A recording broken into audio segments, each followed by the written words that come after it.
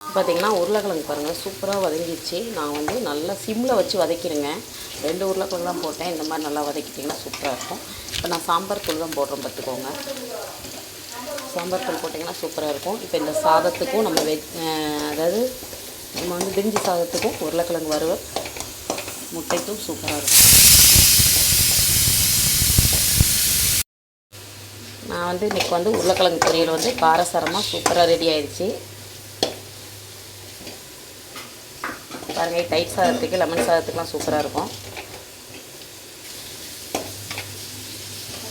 இப்போ பாருங்கள், ரசம் நல்லா முறக்கட்டி கொஞ்சம் ஒரு கொதி வந்துருச்சு. ஏன்னா நம்ம கொஞ்சம் புளி சேர்த்துருக்கோமா, அதனால் கொஞ்சம் பருப்பு தண்ணி கொஞ்சம் நமக்கு நல்லா டேஸ்ட் கிடைக்கும். சூப்பரான நம்ம வீட்டில் இப்போ பார்த்திங்கன்னா பருப்பு தண்ணியில் சூப்பரான மசாலாம் அரைச்சி போட்டு சூப்பரான ரசம் ரெடி ஆகிடுச்சுங்க.